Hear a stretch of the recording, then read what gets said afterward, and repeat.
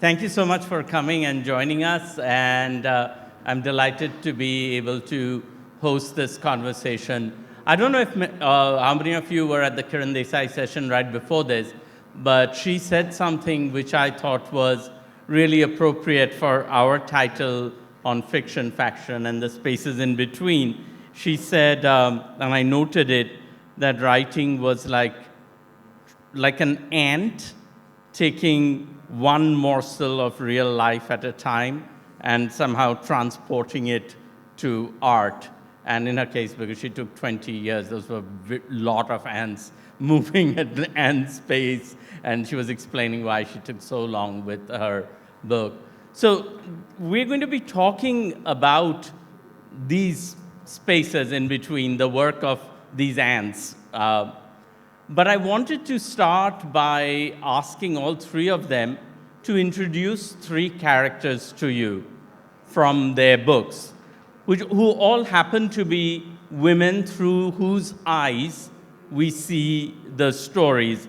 Women with names like Tara, Magella, and Alana.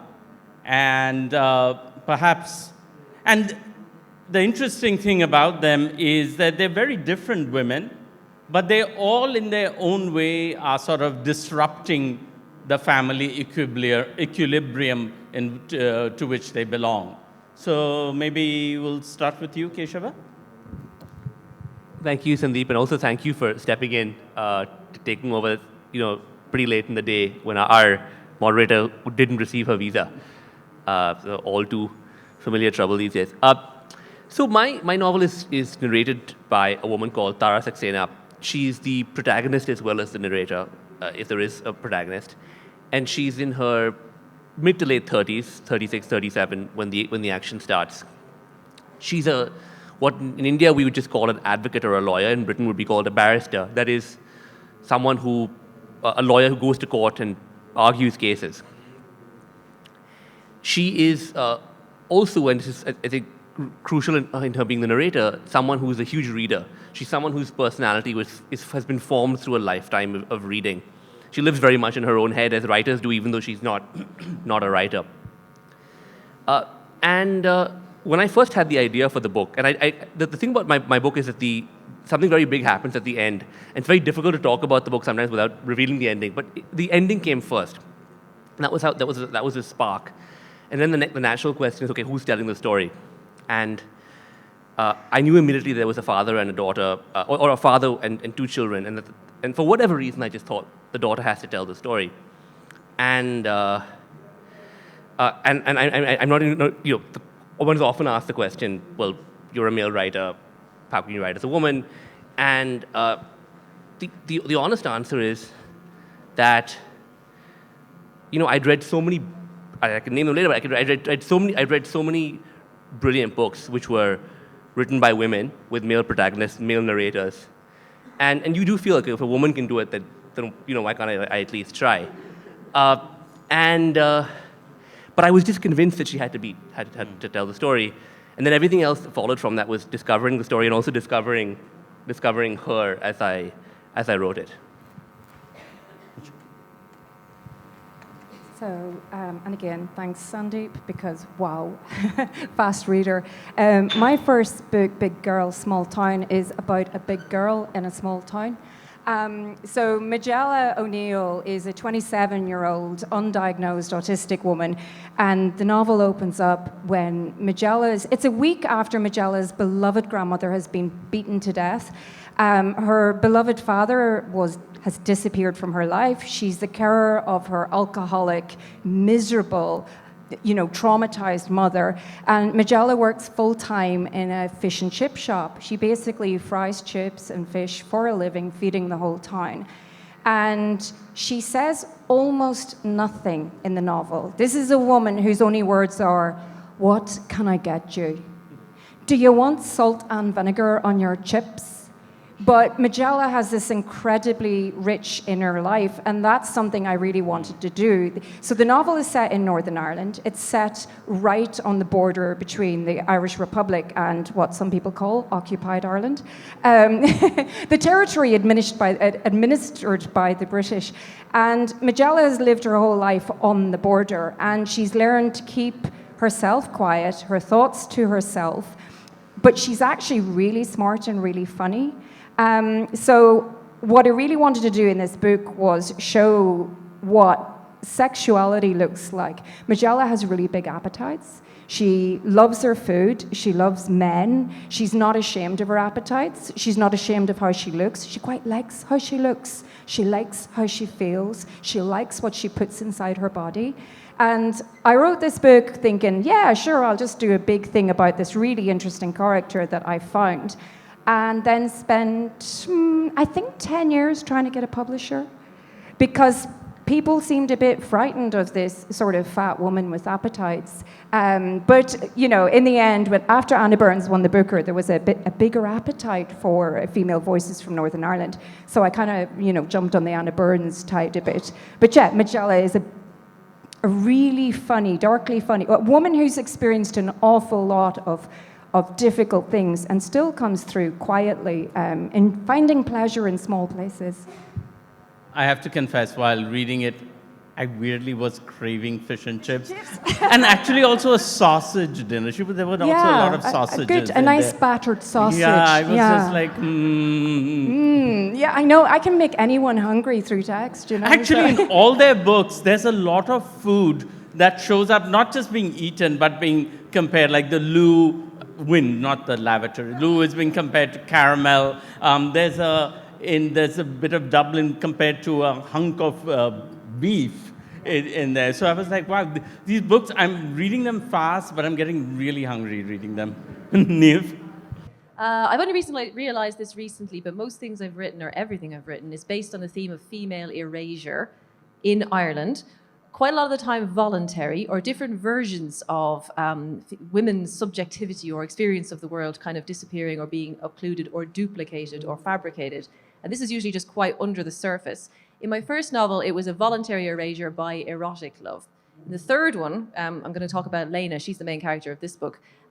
She is a woman who believes she doesn't have any ancestors, or is very cut off from tradition, very cut off from the past. She also has had a brief career as a musician, as a singer in a folk band that didn't work out and also involved a certain amount of romantic humiliation.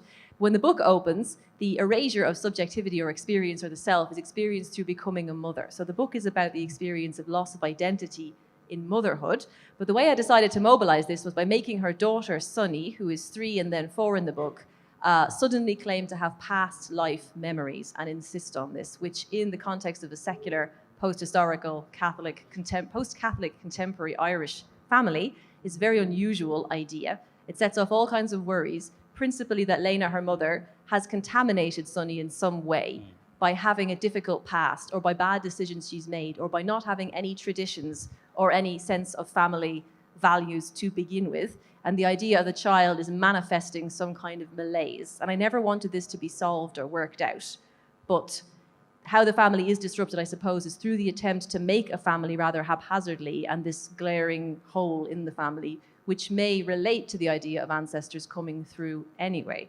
So all of this operates in many ways as a metaphor for what I wanted to really talk about, which was the existential experience of having children and feeling displaced and atomized. Not necessarily just in a political way, but also in a very intimate way that I'm still myself sort of working out. Well, you brought up the idea of erasure, and I'll ask you, Keshava, as the man who has written in the voice through the perspective of a woman. There's a line in the book where your character Tara says rhetorically, what was it with this generation of Indian men? Why couldn't fathers raise sons? Was this a thought that was in your head before, or did it come about because you were in the head of Tara? I think it's more the latter. I think when you sit down and spend years inside somebody's head, you get better at looking through their eyes over time. So just to kind of lay out the structure of the book, there's 2 families. the Saxenas and the Chawlas. It's set in contemporary Delhi, sort of right before the pandemic. And in both cases, you have a older sister and a younger brother. The Saxenas are sort of first generation, middle or upper middle class. The father has come truly from nothing and become a successful accountant. The Chawlas are among those people who rebuilt their lives. They're refugees from Lahore who rebuilt their lives in Delhi and then become very wealthy. And I think what I did observe living in Delhi for many years was the difference between how daughters and sons were brought up in the same family. And it wasn't as simple as, the son is brought up to join the business and the daughter is brought up to get married. That might have been true in an earlier generation, but now we were living at a time of much greater sort of moral confusion, where a daughter might become more successful than her brother. And these women like Tara and her friend Leela, their role models tend to be male role models. They're not sort of looking for other female role models. The people they look up to are their fathers. And they're almost trying to show that they can be better heirs to their father's legacy than their brothers can be. And conversely, the brothers who are entitled, feckless, not really cut out for competition in an increasingly cutthroat world, they struggle to find that sense of identity.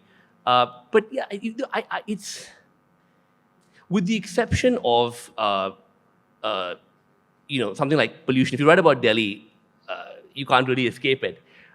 I tend to look at what might be important to the characters rather than think, okay, here's how I can articulate this observation that I have about the world through the life of a character. You brought up Delhi, and as part of this discussion around fact, I wanted to talk about the places in which your books are set. And and all of them, they are about these people, they are about relationships, they are about families, but they are also about the place, as Keshava was saying. And there's a line in almost everyone, like in your first book, Niamh, you have the character said, I had come to London to study, to get away from Ireland.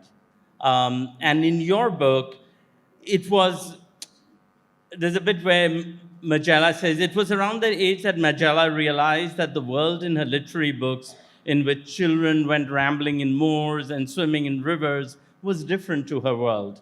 She couldn't imagine camping in the black, boggy fields of Aghibogi. How do you say that? Aghibogi. Aghibogi. Without tripping over British soldiers or risking a landmine. And as I was reading that, I was like, wow, in some weird way, this is like us reading Enid Blyton as children and realizing that all those kids camping in the moors, but we devoured those books and they shaped us, but they were nothing like the life we led outside. And in your book, Keshava, Mr. Chawla, you just talked about, was the sort of life you'd point to if you wanted to tell the story of a modern Delhi in a hopeful, old Hollywood way, earned triumph following world historical tragedy. So I'll put it to each of you, the city you write about versus the city you lived in and chose to write about. What was the gap? So I grew up in Northern Ireland in the Troubles, and I need to make it clear to any Irish people in the audience that the city, or the town, very small town in my book, is completely fictional. It is nothing like the town I grew up in. Nobody I know, names were not just changed, they were erased.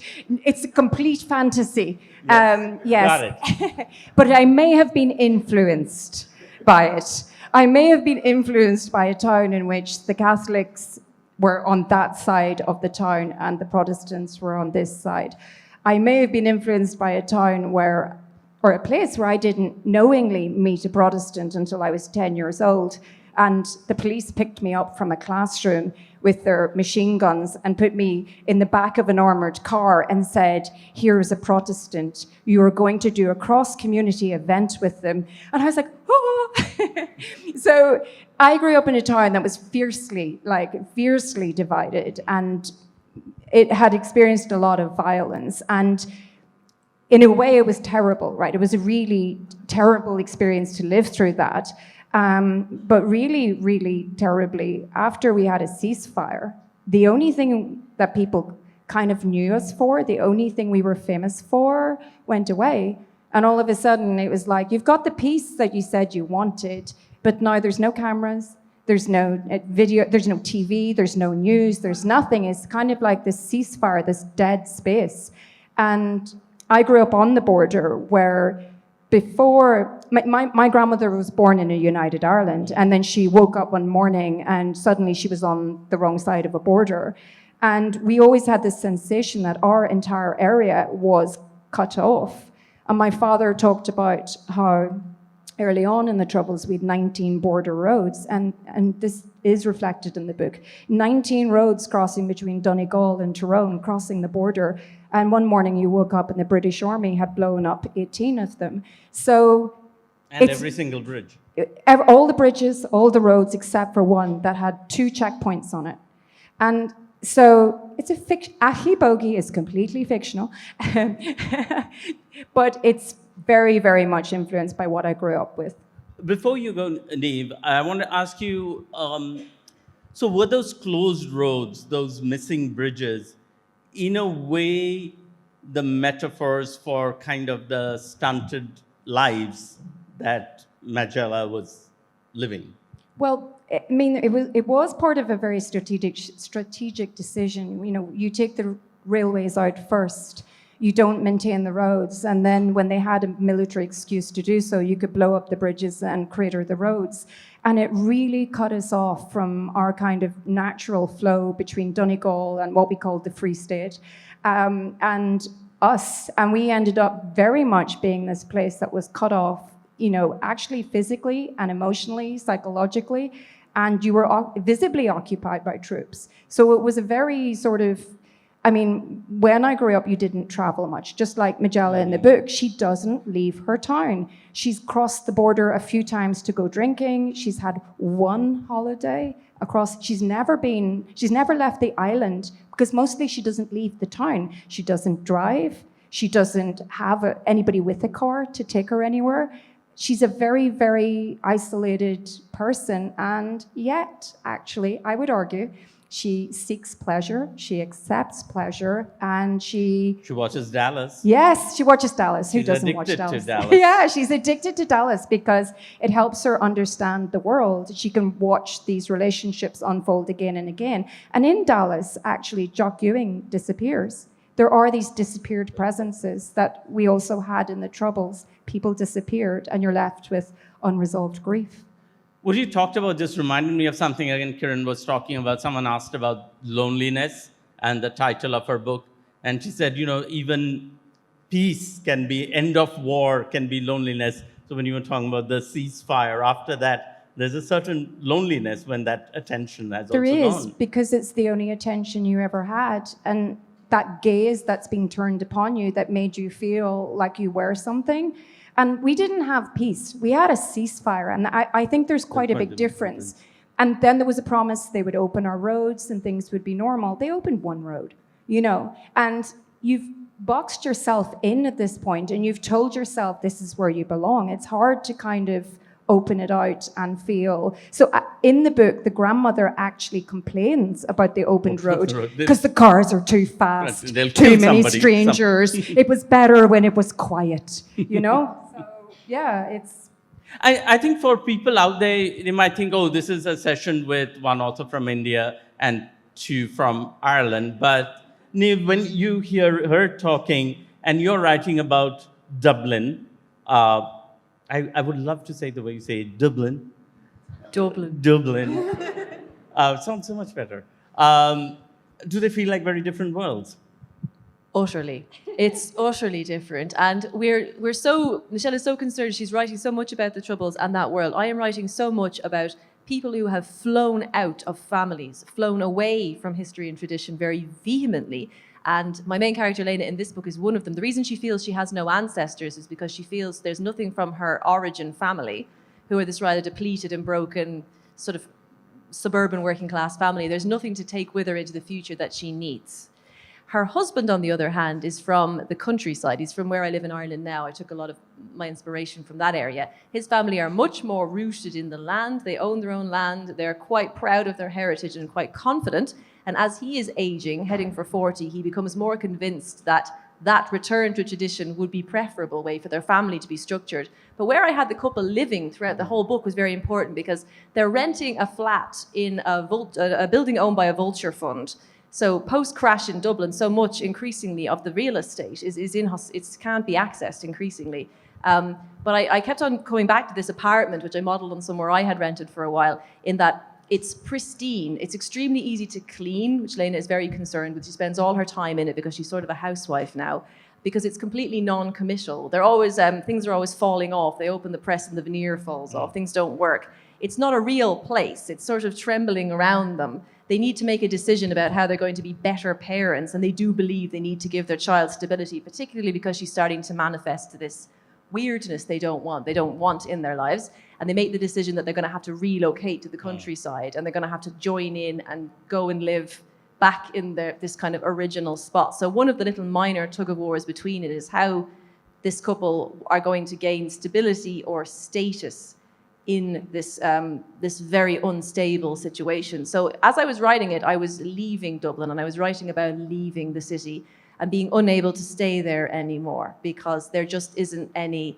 affordable housing. And this theme in Irish history of no housing, this theme of houselessness is so recurrent. And the idea of status being tied to being able to stay in one place, and all of those issues are sort of just beneath the surface. But in terms of the landscape, in my first novel, for instance, which is completely charged with the narrator's incredible obsession with sex and with sensation, and she experiences the landscape fully as this erotic event. And that was a completely different kind of relation with it as well. But the Dublin of this book, it's kind of melting away. And I wanted to signal it, sort of, there are certain key areas. One of them is the War Memorial Gardens in Island Bridge, where they go to walk with the child, where you've got these enormous monuments to the dead of the Great War, but it's on the edges of the city. It's like a strangely undigested history, because that came right before independence. So they're walking around these enormous monuments. And I always want, when I'm writing Dublin, for this almost undigested chunks of history to just be lying around the place, and people have to go around them and they can never really get their heads around them or engage with them properly. They feel like, as one character says, they feel like props. They don't feel real. So I wanted to have that sense of Dublin is nearly evaporating as they live in it. Keshava, did you feel this sense of undigested history when you were writing about Delhi? So, like, listening to Niamh and Michelle, you sort of started to think about your own book in a different way. I was conscious of a few things. The novels about Delhi and the popular imagination of Delhi tend to dwell on pre-Mughal or on pre-partition Delhi, that is, on Mughal Delhi. India and Ireland were both partitioned. Well, both British colonies were both partitioned. Crucially, one after World War I, the other after World War II, crucially because World War II partitions involved mass population transfers. So instead of having people living on the wrong side of an arbitrary border with family connections on the other side, you had people uprooted and moved to a new place with no connections on the other side, and sort of building new lives where they were. And that's the Delhi that forms the backdrop to my book. But I was quite influenced by a book, nothing to do with India or Ireland, by the American social theorist Christopher Lasch, called The Culture of Narcissism. Came out in the late 70s. And he argues in that book that we're seeing the first generation of humans in history who have no sense of history, who actually feel disconnected from any unbroken tradition. Lots of things may have contributed to that situation. That certainly chimed with what I saw in Delhi. So the protagonists of my book, except for Tara's father, the other main characters are all in their 30s. And these are people who have grown up in Delhi, but they don't have any deep sense of Delhi's history or India's history or the history of a community. That's partly because it's a refugee city. So the Chawlas, as I said, are refugees. The Saxenas are not refugees, but they also don't want a connection to history because history is a caste-based rural or small-town society in Uttar Pradesh, which is what Mr. Saxena wants to leave behind. And this younger generation, they just live in the moment. And it's a post-1991 India which no longer feels like it's wrestling with the colonial past. And so, yes, you might have monuments here and there, but those monuments are not really your heritage or your tradition. They just happen to be there in the city. But they want to create a history. I mean, Yeah. the brother in the book, in his foundation, Yes. is actually, and that kind of reflects out there, where there is a huge surge in interest in popular history telling. Yes, but that is the difference between what you might encounter in a novel like Ananthamurthi's Samskara, which is a clash between tradition and modernity. Instead, you have something that is very modern, which is the desire to create history as opposed to be part of it. So Kunal Chawla, who is, if this film was a Bollywood movie, he would be the villain. It's not a Bollywood movie, it's a novel, and so it's more complicated than that. But And if it's reality, he would be the hero. He would be a minister. Yes, he's the person he's, depending on how you see it, he's either on the right side or the wrong side of history, but he's on the currently winning, the ascendant team. And so he sets up this NGO whose purpose is to promote a positive view of Indian history. Now, he doesn't articulate it this way, which is the more common view that it's the West that has highlighted the bad aspects, negative aspects of India's past. But he says, school children need to be made to feel proud of India. But it's very much an idea of inventing traditions and of inventing history, rather than of seeing yourself as being in continuity with some cultural or civilizational legacy. What do you think about what Keshava is saying? Does it resonate with you in terms of Irish history and how young people now relate or don't relate to it? Is it undigested or is it erased? I think that's complicated. Niamh and I have spent about the past 48 hours talking about how our Ireland, the island on which we live, we have totally different perspectives and experiences, and things that I really don't take for granted, Niamh might take for granted, and things that she's very comfortable with, I am deeply uncomfortable with. But my children were born in London, and my husband's French Moroccan, and they're entitled to 4 passports. And they're now growing up in Dublin, and I'm really interested in the way that they're Dublin children, but they're very conscious their father is French, that their grandfather is Moroccan. They're very connected to their Moroccan and French heritage, but they're also very, very conscious that they visit Northern Ireland and they know how different that is to Republic of Ireland. They were born in London, and when we go to London, that's different. And what I'm interested in is the thing I've tried to do with them is to question the narratives that they are being delivered in the classroom, through the media, or among their friendship circle. So they're very conscious, for example, in France, that how their grandfather is treated is not how a white grandfather might be treated. Like they're noticing this now. It's really quite interesting. So for me, I grew up somewhere where we could see our community being portrayed in the media, in the Republic of Ireland and in Britain, very differently to who we thought we were. And we had our own way of writing about ourselves, but we didn't have the power and reach that the Republic of Ireland had to fit their narrative of who we were. And definitely the British had a particular agenda for portraying our community in a certain way. So I grew up, I was a history geek, but I was very interested in my ancestry. I was very interested in who had done what in my family. When we were in school, we had an official curriculum, but we also had teachers teaching us unofficial curriculum. You had community leaders leading you down a path for futures that were going to be built on a history. So we were passionately engaged in history in my community, and I think in Northern Ireland. And then when I moved to the Republic of Ireland, I was so interested in what people didn't know. People who live in the island on the other side of the border, the stuff they just didn't know, and how, people like Bono would write Miss Sarajevo, because it was so sad that Sarajevo was getting bombed. And I was like, we were the most bombed town in Western Europe before Sarajevo. He never wrote a Miss Castle Derg. You're like, Bono, you too. Yeah. I was like, Bono, where were you when I needed you? And so there was this whole, like, I can remember that everybody thought Zombie by the Cranberries was this anthem for the Troubles. And I was like, it was written for English children who died in England. So I'm really interested in what, people's sense of history in the Republic of Ireland is very different. What they're taught is different to my lived experience in Northern Ireland, what we were taught in a classroom that was administered by the British, and then what we got from our community. All very passionate, I could talk for hours, days. No. Niamh, I mean, in your case, you've actually chosen to write about a character who doesn't think she has ancestry. Yes. It's always nice to be able to quote James Joyce, which is, history is the nightmare from which I'm trying to awake. Not necessarily my precision, but this is true of most of my characters. History is a burden or something squalid and shameful and unresolved that we don't need.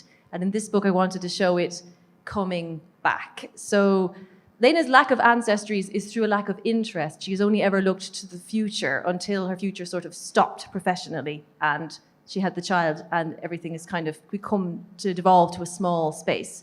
But in the attempt to explain it, when being afraid that the little girl might have a psychiatric problem or be seeing things or hallucinating or be impacted by someone outside the family in a negative way, one side of the family, her husband's side, start to come up with ideas that perhaps she's channeling an ancestor, perhaps there's some reality here, which the mother doesn't really want to accept. And so I set a couple of scenes when they go home to visit, where I picked a little bit up some of the folk beliefs in the rural parts of Ireland about historic, unresolved or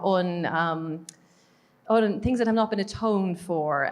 For example, the big one, of course, being the clear out that happened after the famine, which rearranged, and this is in the 1900s, but in the 19th century, it rearranges life in Ireland irreversibly. It cuts the population so much, it causes a dispersal of old units of living space and so on. And one of the beliefs that you hear about is the people are still there. They are hovering over the empty land. And at night you can sometimes hear voices. And it is the moment being relived again and again because it hasn't been atoned for and it hasn't been accepted.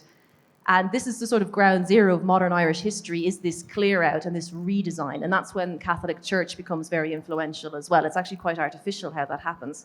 So I wanted this to be sort of in the background, the idea that it won't go away, it can't go away, and that it does have a place in the future because there is an entire portion of the country which doesn't feature at all. Because these characters, Not there. from the place they're from, the culture they grew up in, and how they've seen themselves developing, very individuated, it would not cross their mind to think of themselves as associated with it. So they don't. I'm all about this sort of level of granular accuracy. But I also wanted to leave it completely unresolved as well. I didn't want to try and say that you could solve a wound. And also there are these private family wounds that do come up and get referred to as things nobody wants to look at or doesn't fully know about, that hint at basically repression, things that have been repressed and how they're coming back.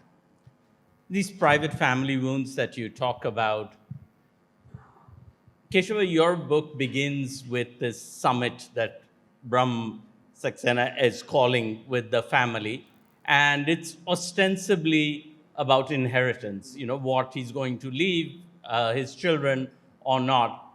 But as you explore these characters, these private family wounds, are they actually more a part of the inheritance than the 5 properties Mr. Saxena might own? Yeah, Because in a way, that's also the story of history, right? Yeah.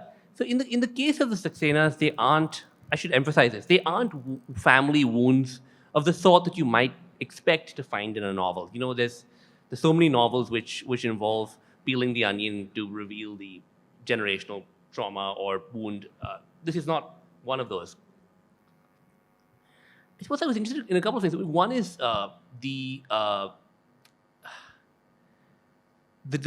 difference between two notions of inheritance, which are, on the one hand, this idea that Indians, this obsession that we have in India with passing all of our property on to our descendants, and wealthy Indians will find they will always use this as a reason to not give to charity, to engage in complicated tax avoidance schemes. It's not my wealth, it's the next generation's wealth.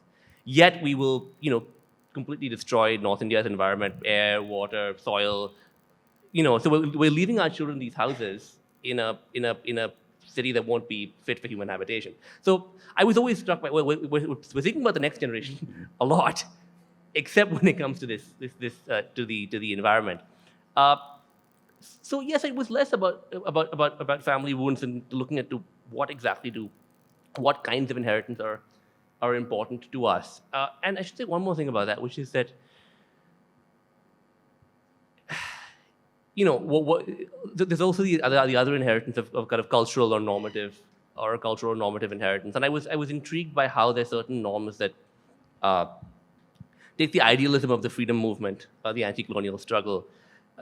That idealism lasted for a little bit of time, but then there was some intergenerational transfer that didn't happen. Actually, Gallen and Niamh's novel also is a study of this, because she contrasts the kind of idealistic 50s and 60s generation with a much more cynical generation that comes after. So yes, and not family wounds in a kind of psychological sense, but definitely thinking about intergenerational inheritance that was non-material. I'm going to go to audience questions in 53 seconds. But in those 53 seconds, Niamh, I was struck in an interview I read, because you just talked about Dublin becoming unaffordable. And in an interview, you told the story, speaking of older generations, about an older woman who comes to one of these posh cafes that have gentrified and is trying to order a sandwich. And why did that strike you? Oh, the sandwich story has had such an afterlife. I was reading, it was a sociological text about changes Ireland underwent culturally during the boom. It was one of these accounts that I felt rather judgmental of people for no longer embracing poverty as some kind of mark of moral purity. And the example that the sociologist gave was an elderly woman being asked to order a sandwich in a cafe and being very disgruntled at the idea that she would elect to eat a thing, that she would actually ask for something, and how she was pictured as this incredibly self-denying feminine archetype that is sadly gone. And I put myself in the story as the person working in the services industry, trying to get orders from these women who used to terrorize me because I was, a young woman. I was a viable target for a certain amount of social aggression. And the comedy being like, how could you ever suggest an appetite exists here? Whereas in my writing, particularly in my first book, appetite was my entire point. I wanted to show the freedom of talking openly about appetite as itself a new, almost revolutionary thing in Irish women's writing.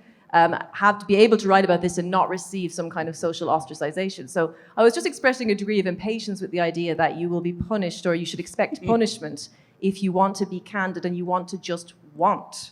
But also tracking the ways in which I think this, in Irish culture, there is still an existence of this idea that ambition is bad in women, desire is bad in women, punishment must come down. And yeah, that poor woman, or I think it's the person who wrote the original text has probably been told that I sort of complained about it. But having been someone who came of age in the financial crash in Ireland, and someone who came from a working class background and watched what happened when money came into Ireland, and in many ways it just brought people to a point of dignity that they didn't want to lose, I was very impatient with these pious readings of us having lost our authenticity because we were no longer starving. It's the fetishization of deprivation. We know it well in India. We say, oh my God, I remember when we had nothing. And we were happy. Life was so much purer. It was. Let's go to a couple of audience questions. So if you can raise your hand, and there's right beside you, there's a question. I just wanted to discuss this rich internal life that each of your characters have. I think the novel form really lends to that. So if you could just talk about why you choose a novel, and then maybe why you would pivot to an adaptation, what benefits that might bring for you and your characters. Yep. No, the sound was a little off. I heard you were asking about the rich internal life and why, and sort of why you choose a novel form. Yeah, that is. I mean, I don't know how either of you feel about it, but like I'm always a bit irritated when I hear people say that box sets are the new novel, or all of that, because a novel is not just a vehicle for storytelling, and among other things, it's uniquely a vehicle, I think, for internal life. And also a novel is a collaboration between a novel is a collaboration between a writer and a reader, and one of the, one of the things that allows you to do is read it at your own pace. And when you're watching a film, you're not constantly pressing pause and rewatching a scene. I mean, maybe if you're some sort of cinephile or aspiring director, you are. But our readers are doing that with every sentence, paragraph, page. And I'm always a bit suspicious when I read a book where you never pause to reread a sentence because they want it to be sort of film-like. But yeah, for me, inner life is sort of half of why you choose to write novels in the first place. Do you guys have any?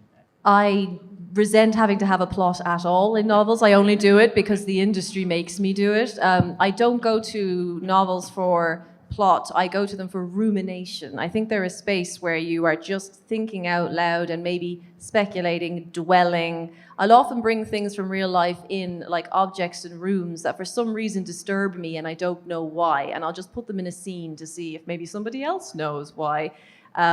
And that's why I like the novel form. I think I always saw it as this strange sort of closed space where you could just have something circulate creatively or productively or strangely for a certain period of time, and the reader will stay with you, and both of you will go away and you won't be entirely sure what happened, but should, in the best possible situation, be slightly altered by the experience. So I think that's why I couldn't pivot to maybe like writing for screen or other forms of narrative art, because the novel is the only place that I feel I can do what I want to do that isn't poetry, because I find I'm very bad at poetry. So maybe I'm a failed poet. That could be one reason. Failed poets become novelists. Do you have anything to add in 20 seconds that we have? I sucked at poetry. My short stories couldn't get published. Nobody wanted my screenplays, so I wrote a novel. That took 10 years to find a publisher. So I don't think we can end on a more upbeat note than that. So thank you to all of you for joining us today. And they'll be out signing their books, so hopefully you'll get your copy signed. And if there was a question you needed to ask we didn't get to, you can ask it then as well. Thank you very much. thanks, Sandip. Thank you. Big round of applause for such a wonderful and engrossing conversation.